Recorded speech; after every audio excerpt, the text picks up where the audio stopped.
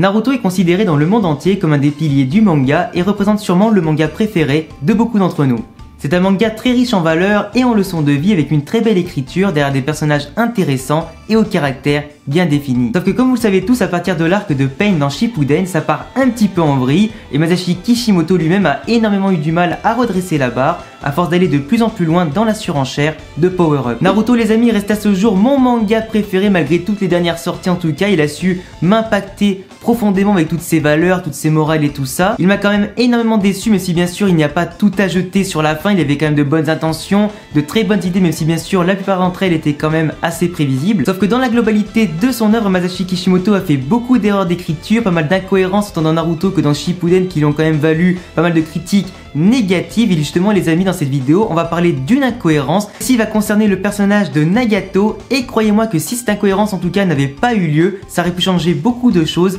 autant pour l'arc de Pain que pour la fin du manga. Pour commencer la vidéo, on découvre Nagato via les 6 Pain et les souvenirs de Jiraiya à propos de Nagato, Yahiko et Konan. On en apprend aussi davantage via les propres souvenirs de Konan et de Nagato. On apprend que Yahiko meurt, que Nagato était l'héritier du Rinnegan depuis qu'il est tout petit et que ça en fait une machine de guerre en combat. Quand Yahiko meurt, Nagato a totalement pété les plombs, utilisant ainsi des jutsu interdits comme l'invocation du Gezomazu que seuls ceux possédant le Rinnegan peuvent invoquer si je ne dis pas de bêtises. C'est après ça que Nagato a commencé à se servir du pouvoir du Rinnegan pour contrôler les 6 corps, dont celui de Yahiko pour agir à distance et rester dans l'ombre protégé par Konan. Le fait d'avoir le Rinnegan lui confère énormément de pouvoirs comme absorber l'énergie vitale, les âmes, le chakra et les ninjutsu, repousser et attirer à lui tout ce qu'il souhaite et bien plus encore. Sachant aussi que normalement le Rinnegan est l'évolution finale du Sharingan, il donne accès à bien plus de pouvoirs que l'on imagine. On a vu les 6 Pain agir avec chacun une seule composante du Rinnegan avant qu'ils soient tous vaincus et que Nagato ne renonce devant Naruto à ses actions. Sauf que lorsqu'on voit les amis Nagato dans l'arc de Pain, et retenez bien ce détail qui aura vraiment une importance énorme pour la suite de l'incohérence, on le voit apparaître tout vieux, tout desséché, tout faible et bien sûr épuisé par les doses de chakra qu'il envoie en permanence à ses Pain et par la quantité d'énergie que cela demande. En plus il a conservé dans son dos pendant toute sa vie les barres de la statue Gezomazu qu'il a invoquée à l'époque face à Hanzo pour venger Yahiko et qui sont directement reliés aux Pain et les différents connecteurs de chakra afin de les faire vivre à distance. Il finira par mourir après avoir rendu la vie à tout le monde en guise de contre-coup de son sort, mais l'incohérence les amis arrive juste après ce moment là lorsque du coup durant la grande guerre ninja, Kabuto va se décider d'utiliser les Dotensei pour faire revivre Nagato et d'autres ninjas. Et bien évidemment du coup pour parler de la grande guerre ninja, on voit d'un moment Naruto qui se décide à arriver sur le champ de bataille, qui se déplace librement pour rejoindre en tout cas tous ses potes et les aider un maximum, et il va tomber nez à nez face à Itachi et Nagato qui sont du coup ressuscités par les Dotensei. Et à ce moment là les amis, pour revenir sur le détail que je vous ai demandé de revenir, du coup comme quoi Nagato était affaibli, desséché et tout ça, on voit bien sûr dans les Dotensei un Itachi en pleine forme aider un Nagato totalement affaibli, tout faible, tout vieux et desséché à marcher tranquillement en direction du champ de bataille. On dirait que pour l'instant c'est normal parce qu'en général les Dotensei te fait revivre quasiment à ta puissance ou dans l'état que tu avais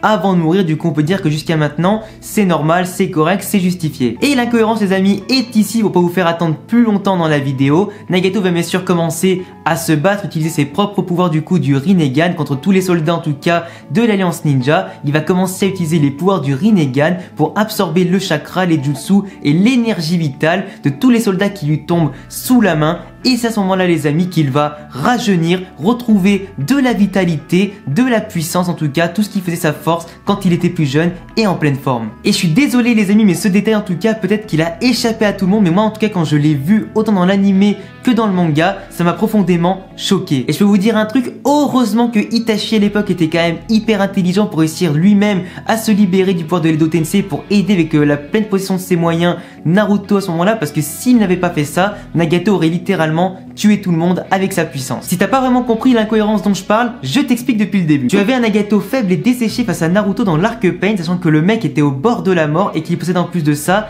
le Rinnegan. Il lui suffisait donc à l'époque d'absorber seulement 2-3 mecs et leur énergie vitale, comme il l'a fait en mode Edo Tensei, pour retrouver un corps puissant, la vitalité et toute sa force pour affronter Naruto. Imagine juste un truc, si à l'époque Nagato avait annulé les pouvoirs du Pain qui pouvaient absorber l'énergie vitale et qu'il avait du coup gardé ce pouvoir pour son corps originel, il aurait très bien pu en tout cas utiliser les connecteurs de chakra pour absorber l'énergie vitale du Pain qui les a absorbés pour justement se faire revivre lui. Parce que dans la toute logique des choses, s'il y a des récepteurs de chakra sur les corps des Pain pour qu'il puisse leur envoyer du chakra, il est aussi normal qu'il puisse les recevoir par rapport aux récepteurs qu'il avait dans le dos et par rapport à la machine qu'il utilisait. En plus, comme les Rinnegan sont connectés, normalement il peut aussi bénéficier de ce que les Pain bénéficient et inversement, parce que si Nagato meurt, les Pain aussi allaient mourir, donc forcément si les Pain meurent, ça affecte un petit peu Nagato, donc forcément leurs actions affectent aussi le corps principal de Nagato. Du coup, si le Pain avait du coup les âmes absorbé l'énergie vitale, il aurait pu la transmettre au Nagato qui était en train de leur donner du chakra pour justement le pousser en tout cas à survivre, à garder une bonne endurance, à garder en tout cas de la vitalité pour continuer d'alimenter les Pain ou du moins pour rester prêt en cas de problème. Donc Nagato aurait pu se retrouver en pleine forme pour un ultime duel face à Naruto et cela aurait pu vraiment tout changer au lieu de se finir sur un simple discours. Pain, c'est pas gentil d'être méchant. Après on sait tous que si Nagato était destiné à faire un duel final avec Naruto, qu'il avait pas ressuscité tout le monde,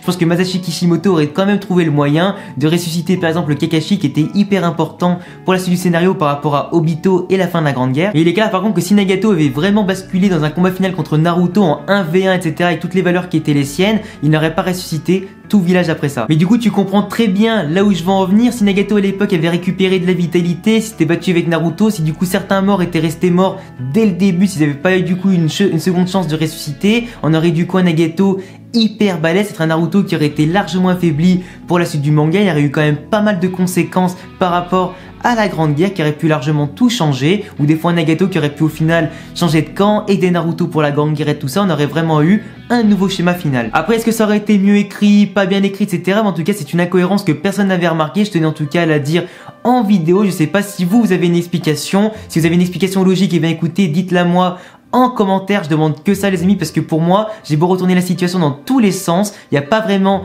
d'explication. Pour moi, c'est une incohérence ou du moins un oubli de l'auteur et de ses dessinateurs, ou du moins peut-être de la production de l'animé, à voir en tout cas comment ça s'est passé, mais ça reste une incohérence. J'espère en tout cas les amis que cette petite vidéo sur les incohérences, en tout cas, enfin sur l'incohérence de Nagato, t'a beaucoup plu. Si tu veux davantage de vidéos pour fouiller les incohérences, pour faire des théories, des analyses, dis-le moi en commentaire. Abonne-toi bien évidemment parce qu'on est bientôt 50 000 Nakamas sur la chaîne et ça me fait extrêmement plaisir. Laisse-moi un gros pouce bleu et active la cloche si t'as kiffé la vidéo, si bien sûr tu veux bien sûr attendre les autres qui vont sortir. Suis-moi sur Instagram, Twitter et même sur Twitch, il y a tous les liens en description. Et à bientôt les gars pour de nouvelles vidéos. Ciao.